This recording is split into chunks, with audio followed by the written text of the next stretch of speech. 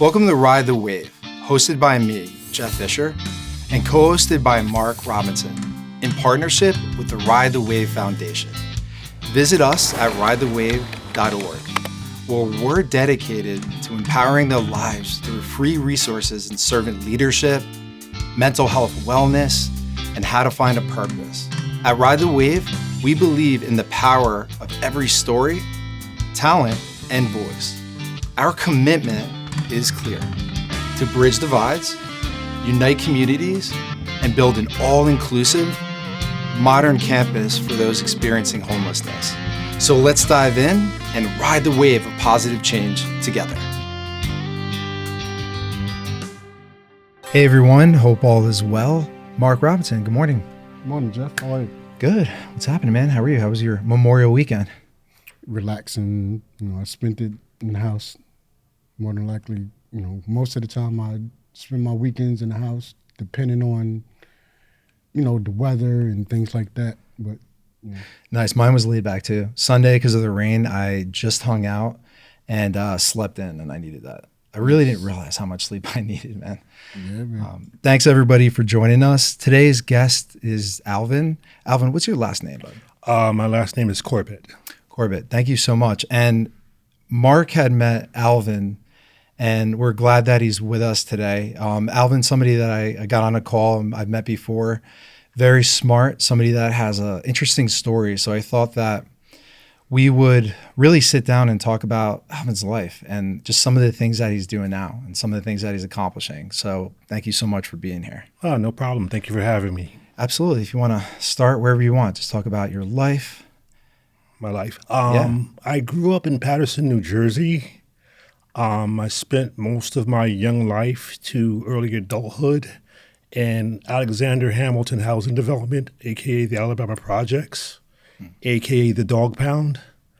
I grew up there with myself, my mom, 2 younger brothers, and 2 younger sisters. Mm-hmm. And, for whatever reason, thank God I'm still here. Yeah, can you tell us a little bit about those projects and your experience? Where to begin? Up until, I would say, the early 80s, it was fine. Then, at some point, some of the local guys discovered that they can sell and make money off of crack cocaine. Oof. That had to be, I know, crack epidemic was so devastating at that time. Devastating is not even the word. Yeah. Between that and heroin, I've had, you would say, a lot of good friends pass away due to some form of drug in one way or another. Was it something that happened quick? When crack hit, was it something that you noticed a shift relatively quickly in the violence, the way people were getting so hooked, things like that? Truthfully, a lot of the older guys that I dealt with kept me away from a lot of it.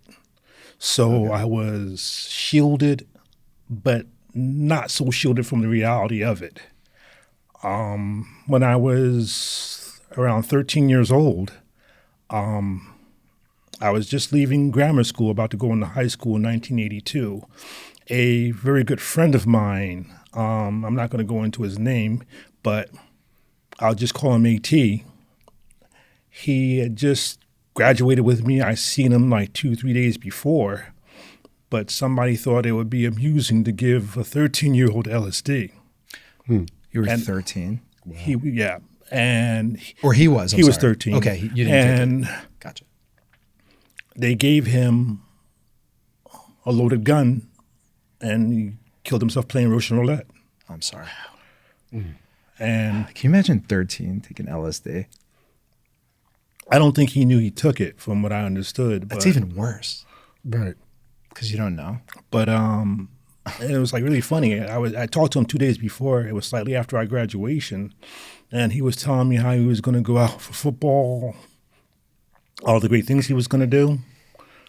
And slightly after he killed himself, one of the older drug dealers at the time, I can't really call him that, but a very good friend of mine. I can tell it hurts your heart. Yeah. And it's like I bringing said, back some memories. I I understand. just spoke to him like a few days before. Well, I'll call this guy AP. I was very well connected with his family. I went to school with his sister for like maybe 3-4 grades straight. So he considered me like one of his little brothers. Yeah. So he pulled me aside and he said, this is what's going to happen. If I catch you using, if I catch you selling, you got to, pardon my French, an ass whooping coming. So it was you were protected in a sense. More like threatened, but yeah. Threatened, but protected also at the same time. I think that threat, right, Mark, was good intentions maybe. It was trying to keep you out of them knowing what could happen really, right? I was a weird kid back then in a sense.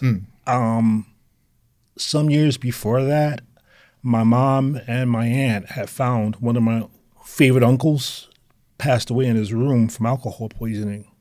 So it wasn't like I didn't know what was going on with it. It's just the fact that I couldn't see myself taking anything like that because like it took me leave of my own senses. Yeah. And for whatever reason, it just wasn't me. You have to be somebody that doesn't hang on to control. That's for sure. It's kind of an elimination of ego with certain things. You know, I have LSD, I think my early 20s, mushrooms and acid. I tried that once too and had a couple bad ones too. So do you feel that his passing there was almost a little bit of a sacrifice for you to be able to have that sort of protection where you didn't go through certain things? Do you ever look back on maybe something like that, or have you ever considered?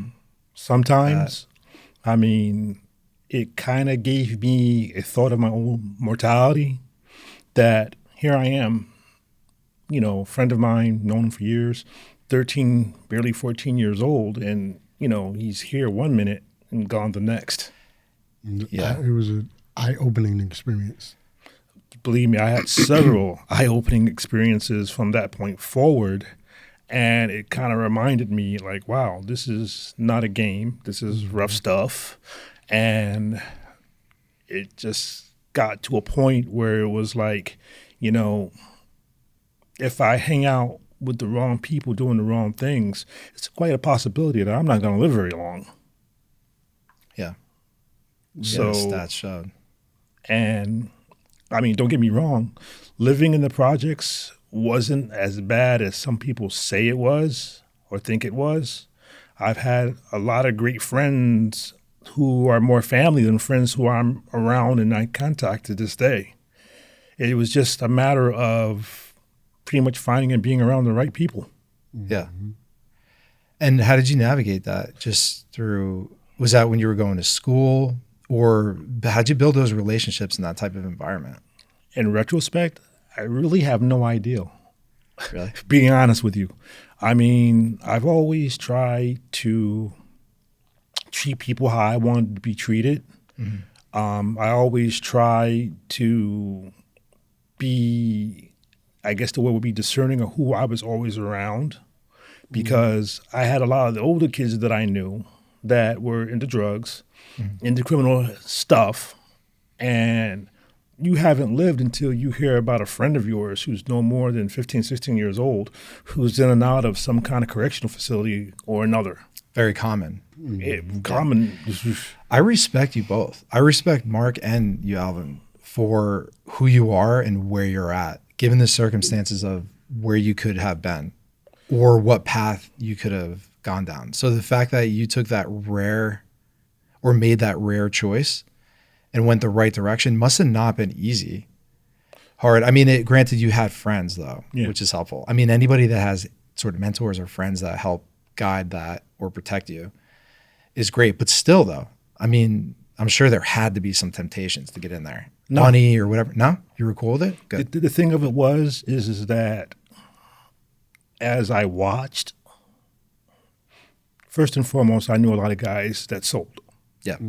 And a lot of times I would leave, say, 4 or 5 o'clock in the morning to go work, come back at about maybe 5 in the afternoon, or in some rare cases where I did overtime, 8, 9 o'clock at night, and they're still in the same spot. Yeah. And sometimes I'm like, dude, you might as well go ahead and go on and get a job. Yeah. Yeah. It's more than full time. Well, you just did OT, and, I understand you got the money, you got the pair of sneakers, you got the cars and stuff like that, but you have so many people against you. Right. Rival gangs, people that rob. Well, right. When drug dealers, drugs first got into the pound, as we called it, they didn't really solidly get there until maybe the mid 80s, late 90s. I don't really remember because I spent most of my time working, and I didn't really move out until like maybe the mid 1991. Okay. But the thing of it is that you have the police looking at you. You have, as you said, rival dealers looking at you. You had even the people that you sold to looking at you. Right. So that's a lot of people that are against you, who say one thing to your face and say something totally different behind your back. It was weird. Not even maybe 5-6 years ago, I'm still in Paterson, but I'm living in a different area. There have been instances where you heard people saying, okay, this guy just got shot and killed by somebody or somebodies that they were hanging out with like 20 minutes ago. Wow. It'd be like that. In most cases, it'd be somebody that's close to you. Yeah. In most cases, yeah. It's sad, but it's true. That's why I chose. It's not that I chose, but I just realized a lot of things wasn't for me growing up. Like you, I've been around it, seen it. Had acquaintances that does it, and this, that, and the third. You know how the saying goes: guilty by acquaintances. Yeah. Guilty by association, guilty by affiliation. So that was one of my. I would say that was one of my biggest mistakes in my life. You know what I'm saying? But it also opened my eyes and taught me a lesson. Yeah. Me personally, I've only had maybe a handful of friends at any given time. And even then, like I said, I was a little different. I was raised by a single mother. Likewise. I was taught a lot of stuff about being an adult and being a man by other people's fathers who happened to take a liking to me. And one of the things that I understood, and I was pretty much raised in a word. Sometimes it doesn't seem like it, but one of the Bible verses that I live by is according to thy faith. And as the definition goes, faith is the hope of and the promise of things not yet seen. But there's a balance to that. Disbelief is also a form of faith. This is the hope of something not yet seen, that you're not going to get it. So why are you asking for it? So my thing was, I have to find other alternatives for certain things. So when you said that, do you mean people will put their faith into other things to pursue, or when they disbelieve? Can you expand on that a little bit? When someone disbelieves, it's like saying that it could be a faith in its own. Well, I'll put it to you this way, like being on the podcast itself. You want to do it. You know that you can impact a lot of lives by doing it. But for some reason, you play what's my excuse with yourself for reasons to reinforce you not doing it. Meaning, you have to contact somebody that has the equipment that you need in order to do it. Right. You know that you may have to invest in that time frame. Right. But you don't do it. So it's like you have the steps, the steps, but you have blinders on as you're actually taking the steps. Yeah, I think so. And I think that faith too can breed purpose really for something that you're working towards, like you yourself. One of the things that I appreciated our conversations, and, again, thank you so much for, you're really somebody that is going to be our first active volunteer. We had a couple people that didn't really align, but I really appreciate your skill set and where you're at. You seem to be into a variety of things, and you also have an entrepreneur mindset, which I absolutely love that. So you go ahead, you're at the projects in Alabama, you moved to Paterson, right? Well, actually, Or what what happened happened? was is for a few years, I was back and forth to different areas in Paterson. Okay. I went from the Alabama projects to Main Street. From Main Street, I went to, I believe, Ward Street, where the Paterson Y is. I've been in different spots of Paterson. I can actually say through growing up through my mom, who decided with 5 kids to go back to college. Wow, 5 kids. Yeah. And before she passed away, she was actually saving up for a house. So there's a lot of things that I've gotten from her because, like, I have to remember that I come from a family of people that actually own their own homes. Oh, nice. My grandparents have their own farm in Georgia, and my father's family also owned their own property in North Carolina. And I didn't really get to know him until I was 35, even though I knew who he was and where he was, but he didn't really have that much impact on my life. Gotcha.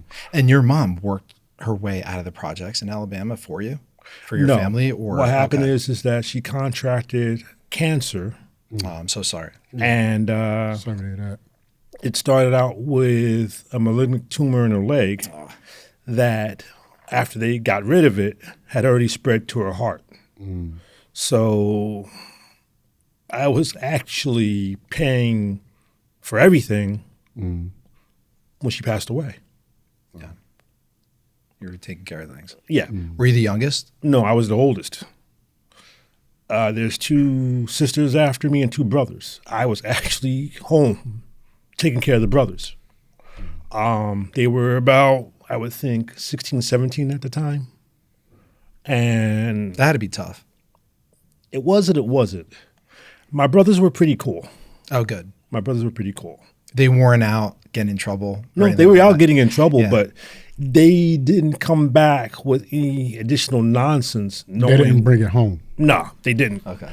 In fact, right now, they're actually fraternal twins. The one I get along with the best is Trent. Tremaine, we're still starting a relationship. Yeah. But my brother's cool. But the thing of it is around that time period, I learned how to do different things. I mean, I brought a couple of little small books that taught me how to import, knowledge I still retain. I just read. Even now, I may not be reading a book, but I may be reading something on my phone. Yeah. And somewhere along the line, I remember telling some of the dealers that I was cool with, I'm like, dude, you obviously have the money to do certain things. Instead of doing this, start some type of business, invest that money. Yeah. Do something where you're not going to have to continue doing this. Some, I found out later that they took my advice. Others still do it. I think that's great that you did that. And I think you're truly blessed to have had that sort of protection early on, or them not wanting you to fall into those particular traps and then going through what you're going through. So, Like I said, they didn't ask me anything. They told me what I was going to do. yeah, but still, that was coming from a place of love, I think. They knew they didn't want you to get into that. So that's probably what they had to do, because they wanted to, right? I mean, wouldn't you think that they were trying to scare it into him to not get into him? Because I would think that it would probably be so easy for you to fall into that. being in the area, maybe. It was and it wasn't. Yeah. Like I said, you saw a lot of things going on, the way all these guys that were supposed to be boys treated each other. And a lot of it was like garbage. I mean, a lot of guys years later have come to me and said, well, we always thought you were stuck up. I said, no, it wasn't stuck up. It's just the fact that I saw how you guys treated each other and I didn't want no part of it. Right. You know what I mean? I mean, you're supposed to be like family, and you're supposed to relax and let your guard down around family, not keep your guard up, or in most cases, wear a Kevlar vest when you're around family. Yeah. Why? Do you have any idea why you think that is, other than the drugs and the money, why it's so systemic in the neighborhoods? A lot of it is fear-based. And what I mean by that is everybody has that thing of fear of missing out. They're bombarded all day, every day with things like, okay, you grab a beer, there's a party going on. Or you grab a cigarette, there's a party going on. Yeah. And I guess this is one of the reasons why I chose marketing, because a lot of marketers give you the wrong message. Yeah. A lot of marketers tell you that you do this, things will be all right. And at the end of the day, it is not. Yeah. Yeah. Everything's fast food, drug commercials, you know, just all lined up to, and playoff fears as well, you know, hair loss products, blah, blah, blah. Everything really is a play a lot of the time on fear. Once in a while, there'll be some good commercials, but I stream so much TV because of that. I can't stand commercials when I watch regular TV, because I almost feel too, I went a long time without seeing commercials and watching the news and stuff. So it was just streaming. I also read a lot. I think like in this day and age of quick clips and videos and things like that, it's really important to read. Yeah. And, you know, I just remember going to my mom's and her having the news on, and I felt it. There was an energy to it. You know, it was almost like like a energy vampire in a way. And the commercials and everything, it was when you disconnect for a while, you could see what it is and feel it too. You kind of, I got the game right away. I was like, here's what they're doing. Yeah, so obvious. The way they talk in the news and their tone of voice, it's so like end of the world, and you know, it's all lined up in purpose. You're trained to screw up. Purpose. This is pretty much what I would say about it. I mean, I remember once I had a couple of really good friends who were like older brothers to me. One was great at basketball. In fact, I've met a few guys. Some actually went pro.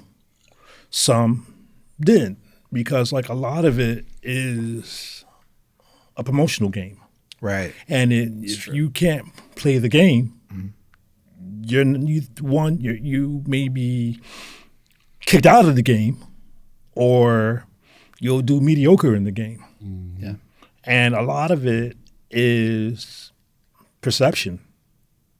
I mean, I've met, like case in point, guys that thought they were the greatest thing since sliced bread because they put out a rap album, which it was in some cases a one-hit wonder. Then these guys are back to regular jobs. Do you think it's me, selfish, ego a lot? Yes. Separation, Yeah, us separating ourselves. Yeah, I mean, and look at us sitting down, you know, Alvin, and with Ride the Wave, having the path is to the person, making those connections. Like I just gave you the first copy, you know, when the book releases, it's still in process. You know, little things like that, and how we could approach other people humanely and connect with them. I think a lot of people don't do that these days. They don't go past their nerves to connect with other people. And just everybody that's coming on the show is a product of that, really. I had a mentor, and I'll give his name. Yeah. Pastor Donnie Walton. Shout out. It was not even just Donnie. a shout out. It's, what's the word I'm looking for? It's a thank you.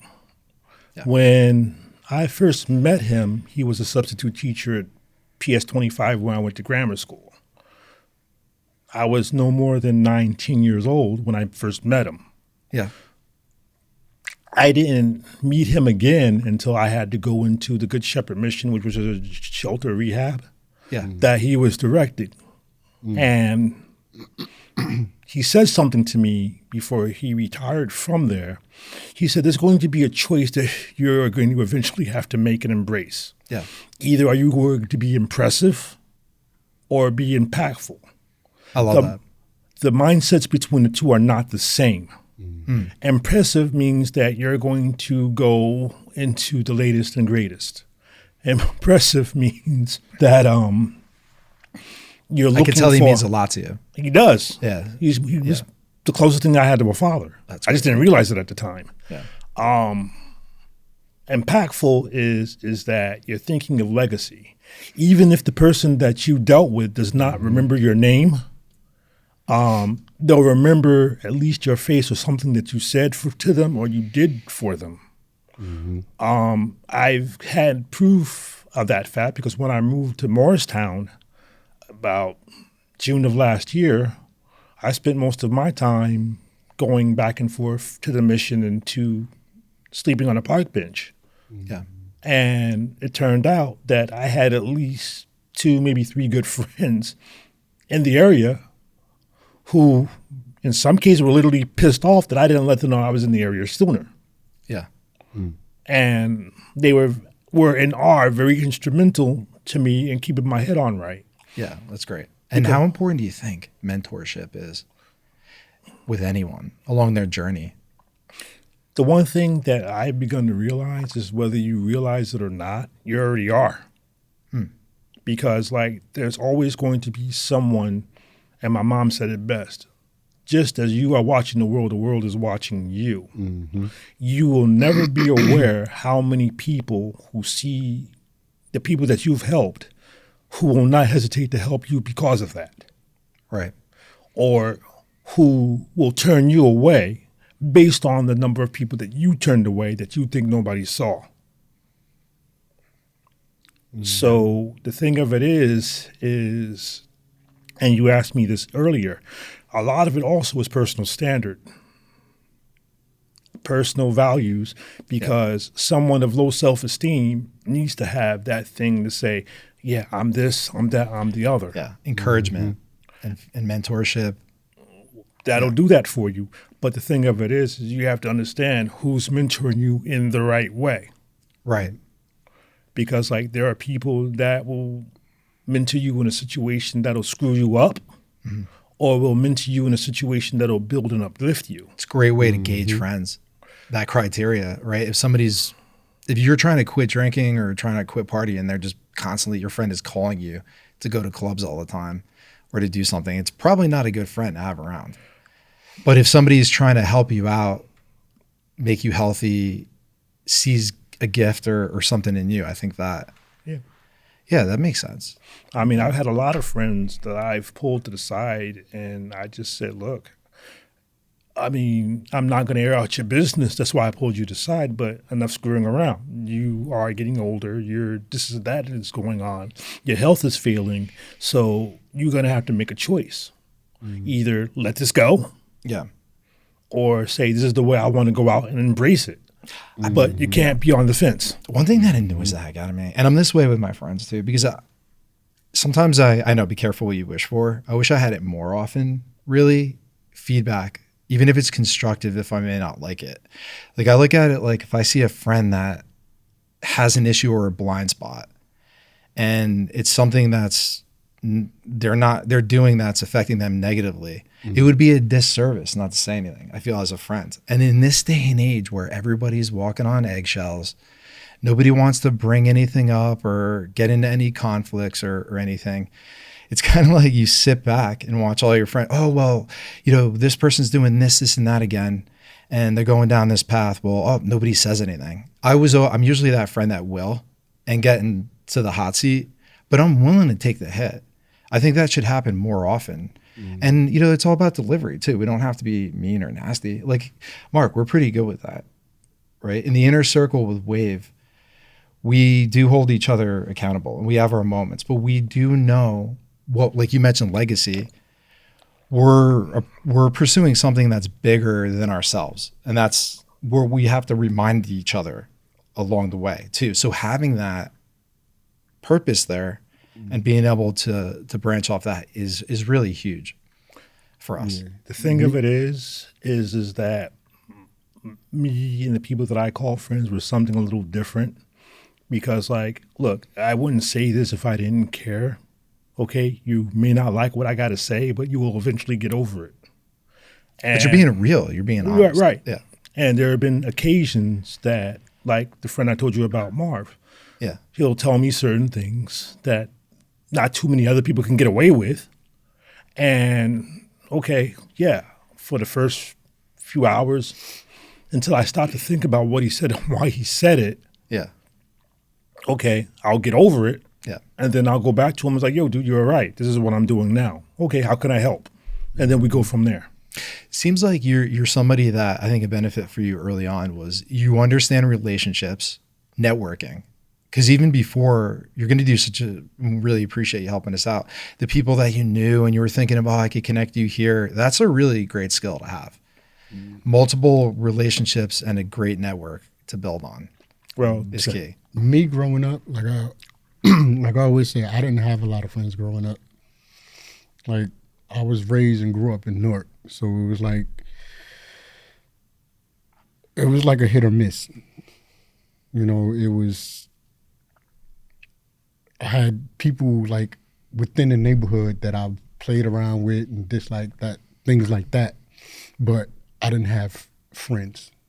You know what I'm saying? Like there were people that I went to high school with, elementary school with, but I didn't grow up with them. Like I didn't hang with a lot of people. Like, you know what I'm saying? I didn't have that. Do you think there was a bit friendship? It was hard for you to build trust? Do you think, Yeah. or was that it? Like you didn't want to get too close to somebody?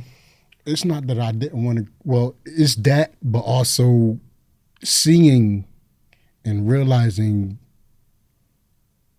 how I was being treated with the people that was around me, with the little people that I interacted with growing up. I gotcha. So, like I said, I didn't have a lot of friends growing up. Like, you know, my next door neighbor, you know,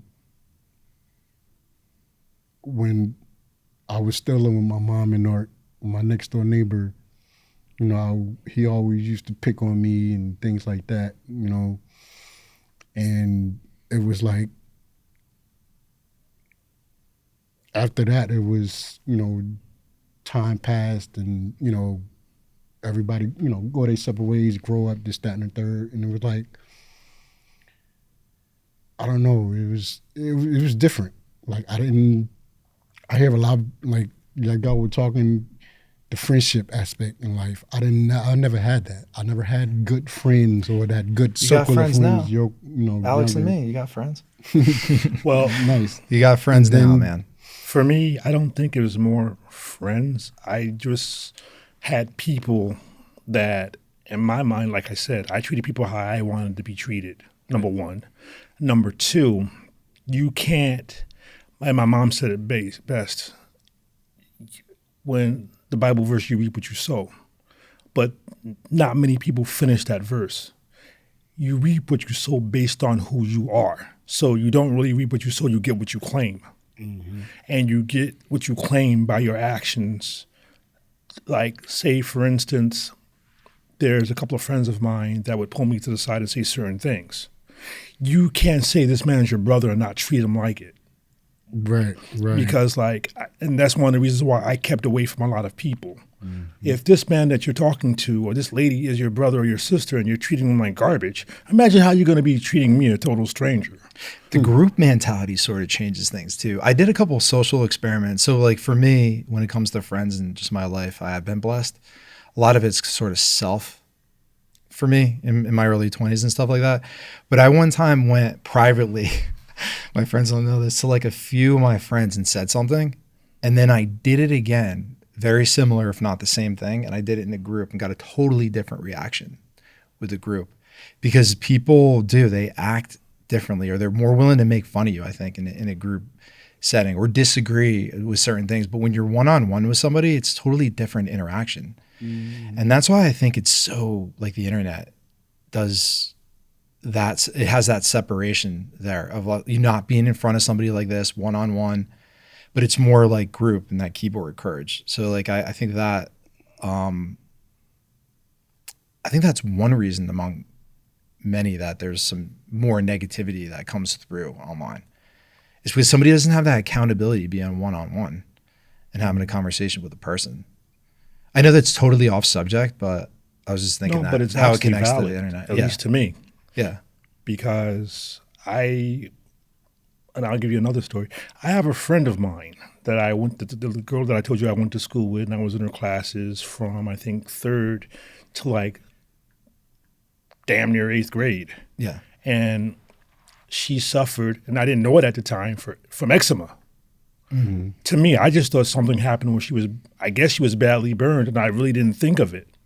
And before I moved from Paterson to Morristown, like no more than maybe 2-3 weeks, she and I spoke. And she said something to me, and she said, you know what?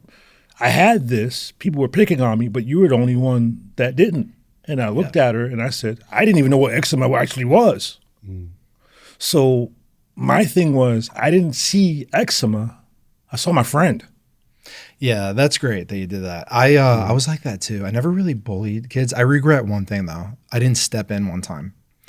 I was on the football team, and it was a guy and I was surprised this person was doing what he was doing. The guy's name was, or the kid at the time, Bobby. And in the hallway, and he was definitely, he would count, I think, tiles and things like that. So he was mentally challenged. But he was really making fun of him in the hallway bad. Book dropped him and everything. And he was with his girlfriend. They were laughing. And I, to this day, sometimes it'll pop up that I didn't say anything, man. I wish I would have just gone in. That was my regret, is not saying anything. The basic bully, the basic high school bully. Yeah, it was my test. Girlfriend. It was my test.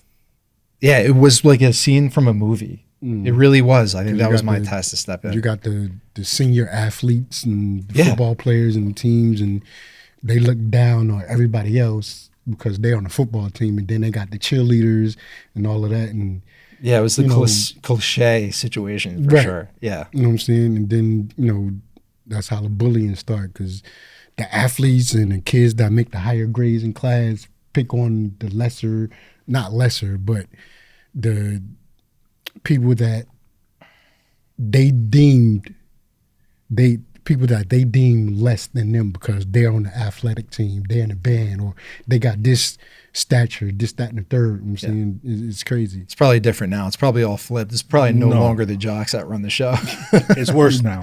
Right. I'm sure. You hear stories of, especially over the last few years, someone literally going postal because they were treated wrong. Right. And a lot of these suicide. guys, not even just suicide. These guys are getting firearms. Yeah. Automatic weapons. They're coming back to schools and shooting up the whole schools, or wherever they find that person that picked on them, they find them wherever they at, and it's crazy. In fact, as I was preparing to leave Paterson, there's been certain situations where you had drive-bys. And it's kind of funny because like years ago with certain people that I dealt with, you had the older kids that will step up and just say, okay, this is what's going to happen. You guys are going to put on boxing gloves. You're going to duke it out. You're going to let all this go. You're not going to kill each other. Yeah. But the better man won. Right. And then or whatever. Either y'all going to be friends after that, or y'all just going to leave each other alone. But we were not going to revisit this. Right. Handle it. Did it work? With some cases, yeah. Yeah. They used to do that with you too? No, because like I said, I never had none of that. I never really truly had any of that either. But the thing of it is that I've seen it. Mm-hmm. But the thing of it, again, you know what I mean? You have people that feel some type of way and they're running to go get a gun. They're running to go get a knife. I've actually witnessed situations where, due to low self-esteem, somebody lost their life or lives. What are some of the worst situations you've seen in the projects, or just in general? In I was maybe, hold on, I was 20 years old. I was working with a few friends of mine at Crazy Eddie. Crazy Eddie? Yeah, when that was still around. Crazy Eddie. I had just gotten home, Mark's smiling like he knows. We were on our way to Crazy Eddie Pathmark to get well snacks. This is like when VCRs and VHS was huge. Oh, yeah. We were going to rented a couple of movies, and we managed to find a blood trail leading from the sidewalk into a very large grassy area. Turned out, and this is what one incident, where a man decided that he was going to stab his girlfriend 19 times. Wow. Because That's insane. he thought that she was cheating because she was coming home late. But the woman worked 2 jobs. She was supporting him and herself. You think it was a total mental break on that guy's end? No, he was still dead Psychological. drunk. Oh, And wow. he figured because for whatever reason, this woman's taking care of him. And she's, trying to make sure they have food on the table and a roof over their heads. And you saw, I saw the aftermath. I didn't see the actual act. yeah. You'll never know how many times that I used to go out just to go to work. Someone tells me, hey, go back in to get something, or I forgot something. And right where I was standing, I hear gunshots. And is that normal? Did that become normal? That became normal. See, from where I'm from, I can't imagine that. That's crazy. You shouldn't. I mean, when I was living on It's not far geographically. East Main, there have been instances where, like, case in point, I had lived at the time with a couple of people that got high. They were out in the outside garage, and it happened to be gang initiation night.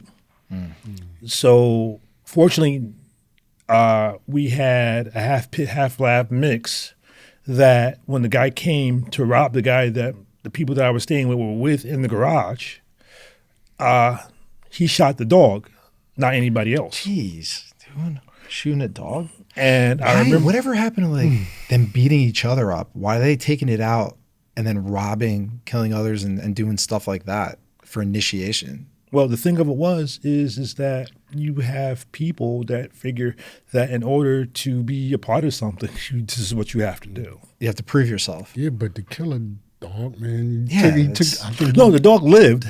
Still, though. It's just the fact that the dog, they're territorial. They're going to protect their family. He shot the dog, so the dog won't bite him. Yeah. Basically. He still got bit. Yeah. But the thing of it is that I found out later that the people that were behind this guy came back, apologized. I don't know how they dealt with him. And I really don't want to know. But they said this will never happen again. Yeah, I bet. So you've been through a decent amount back and forth. What things that you have going on now? Because I love when people come on and they have stories that they've turned I wouldn't even say you turned your life around. You've had circumstances in your life that could have taken you in certain directions. But now, what are you working on? What's some of your businesses that you're looking to do? All that good stuff. Well, since I lived out of Paterson, I got what they call a certification in junior media buying. And I pretty much call that, in a sense, a glorified ad person, yeah. where I design and create campaigns for people online and offline. Okay. One of the things that I was thinking about doing, which I'm now starting to do, is most of my problems have been due to income. Being at the time unskilled labor, being at the time just because I didn't get my GED until I was 35. So I just decided, you know what? And I talked to you about this before. I want to create a holding company. Right. Where instead of me rushing to work for somebody else, create online and offline assets that no matter what I do or don't do, I got something coming in. Yeah, and I think that's great. We fully support that, by the way. And we've discussed how we could work together and ride the wave. We could be a little bit of a guinea pig for you, especially when setting up the SEOs. It's going to be varied because, like, search engine optimization Yeah. isn't exactly what people think it is. Yeah. Because like the goal with that, from what I've seen so far, is getting top listings in places like Google. Yeah. But this is one of the things that people tend to forget. The first thing is, just because you have top listings doesn't necessarily mean you're getting clients. All you did was make it easier to find. Number two, and this is something that still boggles my mind, there are more than several different search engines out there. Yeah. So without doing something for those additional engines, you're literally leaving money off the table, and in also some cases, using certain print, like flyers, newspaper ads, because what happens is there's a lot of people that work online, but don't want to deal with it when they get home. Yeah. Yeah. I also, too, I thought about this. What do you think of, they'd have to figure something out with AI, the chat bots, right? The chat AIs where, say, search engines, people started to use the chat more, GPT, or whatever that is. So AI took over more and it went on there. It almost like they would need some sort of paid structure for companies to come up on that too, because if that takes away from search engines, companies will invest in those search engine optimizations, but then everybody's going to be transferring over to AI. Maybe that'll take over more of those chats and things like that. So I was thinking, man, they need something that like either connects to the internet with that, or on its own, maybe you can boost up your AI is going to take over a lot of stuff. Well, if everybody AI starts just doing the chats for everything though, and it takes over search more, it's taken away from then spending money on like advertisements and stuff like that. The online, thing like our company. AI, people have to understand still that you still have to tell it what to do. Yeah. Right. It's like what I spoke to you about, the how and what to do. Right. Without knowing why, you're now just tactical. You're not strategic. With AI, because I've been using ChatGPT for a lot of stuff, for information, whatever, and it does what you ask it. So you have to have a firm ideal of what it is you want from this thing to do before it does it. So it's more for convenience sake than anything else, because and this is what I found over the years, a lot of us get into a situation where we don't want to think. It's very true. And I just want my GPS to do all the work, Mark. I don't want to have to think about what roads to go on. You're right. And that helps if it makes it easier from get to point A to point B. Yeah, I get it. I know what you mean. But the thing of it is again, you still have to tell it what to do. I mean, most of my better friends now were former soldiers. And they get on me a lot by, okay, you're going to do this or that. Why are you doing it? Huh? Why are you doing it? There must be an overall reason, because like if you want the results that you say you want, you've got to understand why. How and what don't come into play until you understand that and have that down, and then you can go do what you have to do. I think it's going to teach a lot of younger people, especially AI, how to ask the right questions. Because asking the right questions, being somebody that knows how to ask questions and not care whether or what they look like when they do it, if it's a stupid question or not, I think is really, really key. And a lot of times people, and even small talk, people just sit there, say a couple words, and that's it. But knowing how to just probing questions, things like that is huge. So to me, I look at it as the good part of the chats and things like that, as a direct extension of me and my work or what I want to do. It's my thought coming through, expediting certain writings or speech, things like that. But I initiated that, and it's making it faster than me sitting down and typing it. And I think it's great. I think that just like people with that from fax machines to computers didn't go over, you gotta sort of transfer over there, and it'll kind of speed up processes. Well, like I said, I was weird. Hey, look, it's always good to be the standout. I remember getting a book on the Apple IIe, and it was explained briefly BASIC. When I first got access to an Apple II, I knew exactly what I was doing because this is something I wanted to do. Yeah. Even to this day with, say, ChatGPT or with everything else, I have no problem sitting down and watching a lengthy YouTube video to learn what's going on.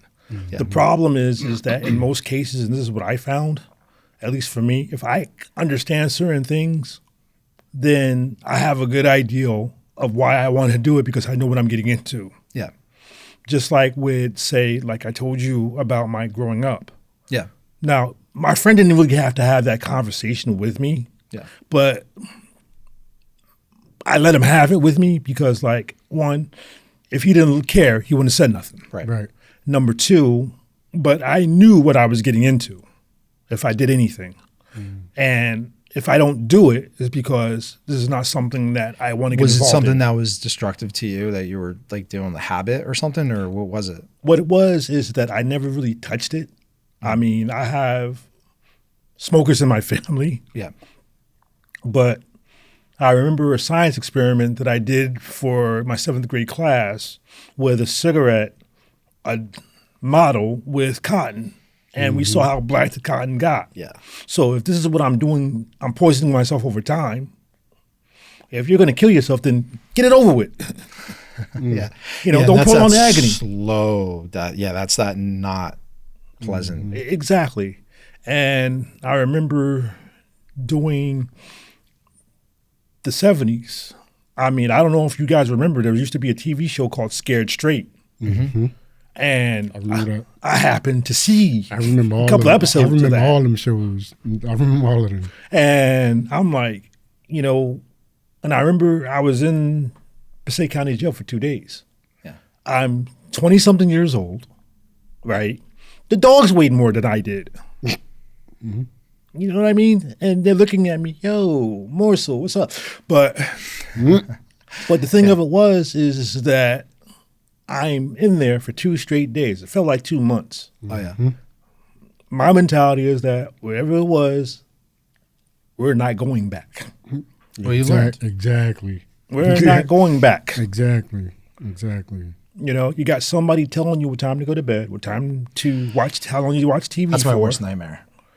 Actually because being like in a cage, that, or some sort of solitary confinement for a long period of time, I would not do well. No. And I'd be one of those crazy people. And it's like really funny because like I am staying in a shelter situation now. Yeah. Now, the goal of it is this. Sometimes you just got to bite the bullet and do what you got to do. And right now, I have to bite the bullet. There's certain things I want to accomplish. I have been mad fortunate with the people that I've met since I've been here. Yeah. Some of them I actually, like I said, know. And to say, okay. And I had a friend of mine, and I'll tell her about her briefly. I've met her when she was in her very early 20s. She's 30-something years old now. And she was into dope heavy. Yeah. When she found out she was pregnant, 360-degree turnaround. Good.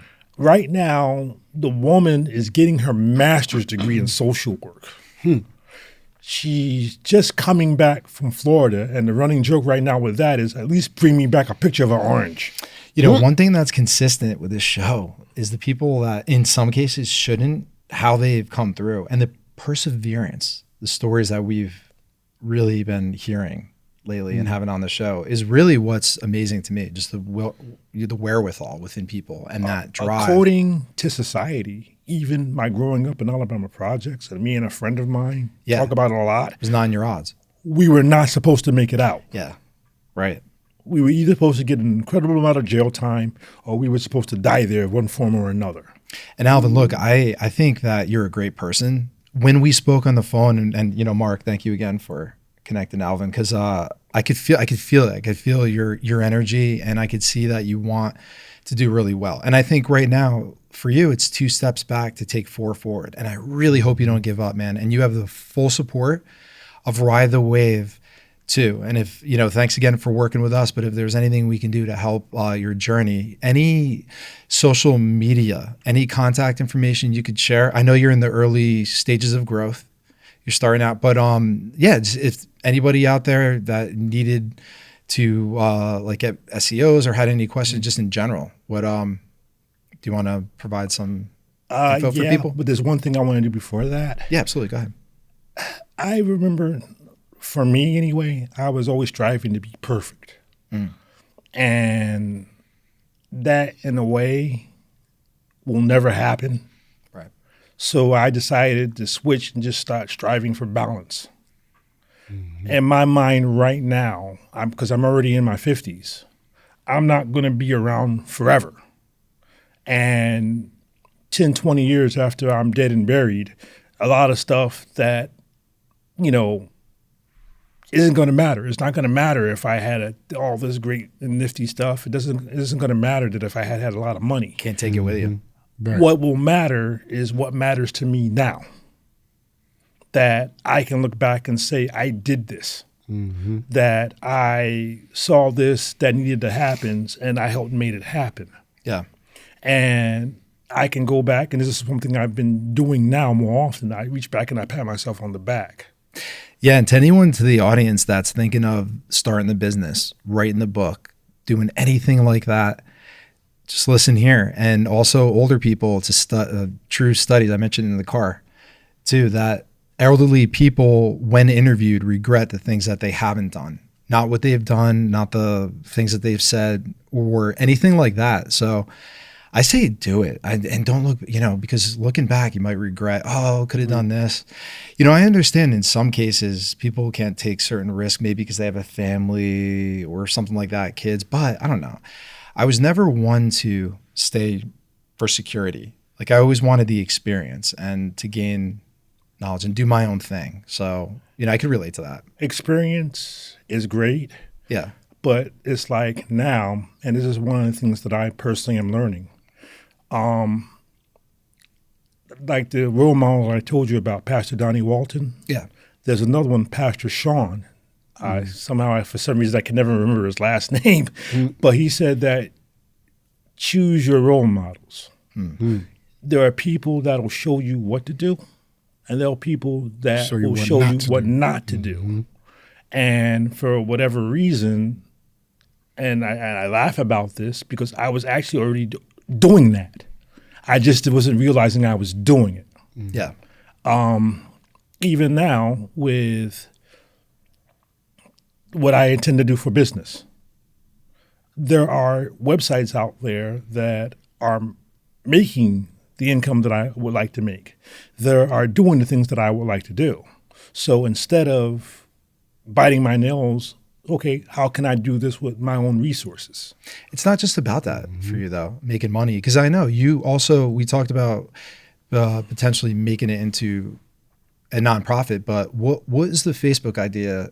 You had that private group. And it's kind of funny. I don't remember actually starting it until I looked on my Facebook dashboard. Yeah. The name of the group I changed to Life of Purpose. And I love that. And the thing of it is, and this is something that I've finally realized after 50 plus years, people look for themselves.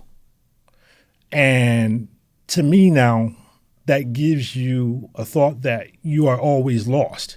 You don't know who you are. You don't know where you are. So Life of Purpose is to help people with a total prospect mind defining your purpose. Okay. Get into the defining who you are, who you want to be. One of my favorite stories, even though I have no intention of doing what he did, was the Count of Monte Cristo. Yeah.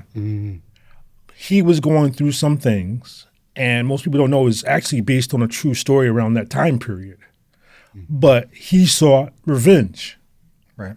So all he really did was, until he realized it, lose a lot. He lost people, he lost friends, he lost people that would have helped him if he had did this and that and the other.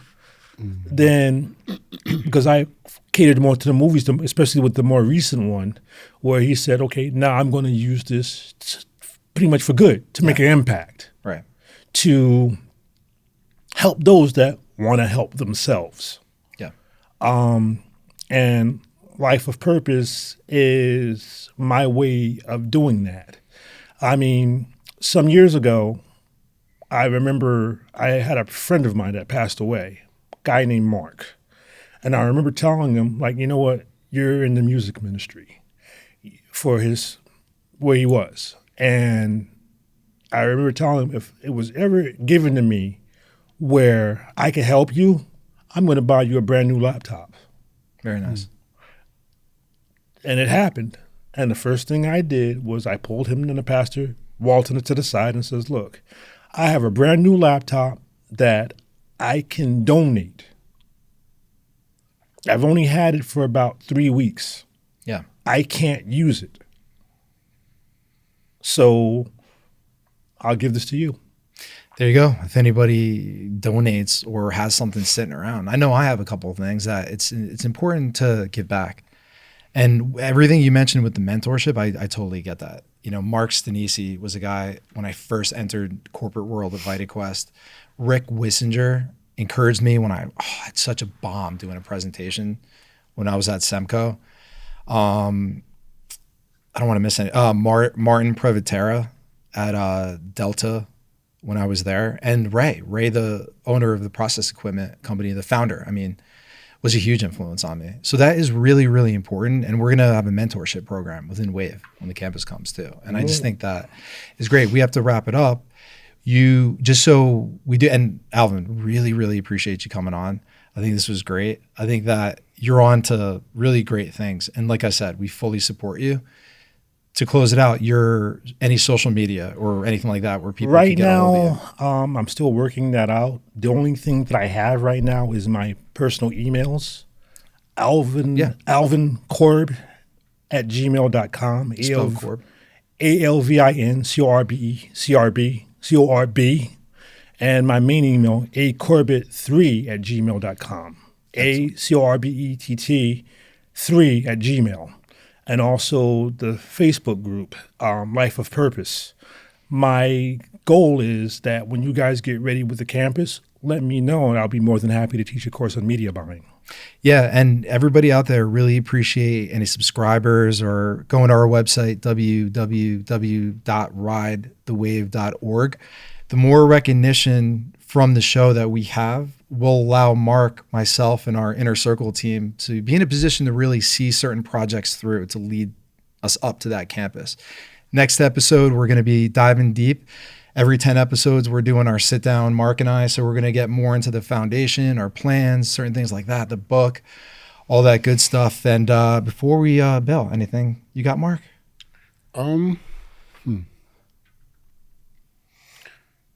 I just want to say to I just want to say for the people that, you know,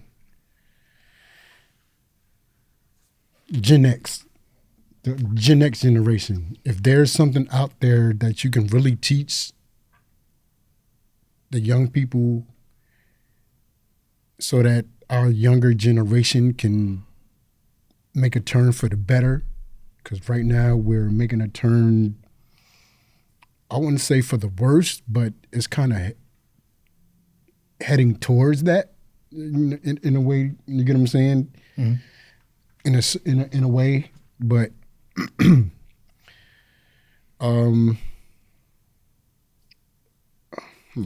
So having younger people come on, or just in general?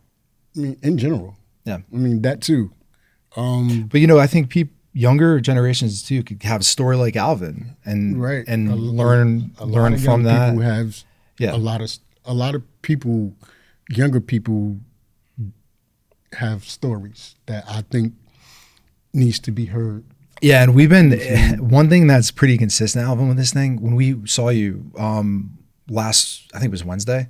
Yeah, last week when we were handing out flyers. Correct me if I'm wrong, Mark. Like, it seems to hit everybody. We could pitch Wave I say pitch lightly, but talk about the foundation while handing out a flyer. Any race, any age, sex, it doesn't matter. Like, it seemed like it really, really, the path is to the person is something that's true, and it's come to fruition. So it's only a real matter of time. And, Mark, just saying that, anybody who's younger, that has a new generation, I guess, or perspective, would be really great to have somebody on to be able to share that too. I think that is one component that's missing. So thank you so much, everybody, for tuning in. We appreciate you all. Alvin, you the man. Thank you so much for being on. Take care, everybody. If I can help anyway, let me know. Yes, thank you so much. You guys take care. Thank you for tuning in to Ride the Wave. It's been a pleasure having you with us as we explore ways to make a positive impact together. Remember, every little wave creates a ripple of change. We appreciate any support you can provide as we plan to build an all-inclusive, modern campus and empower communities. For details on how you can contribute through various platforms, please visit us at ridethewave.org. Until next time, keep riding the wave of change with us. I'm Jeff Fisher, signing off, but the journey continues.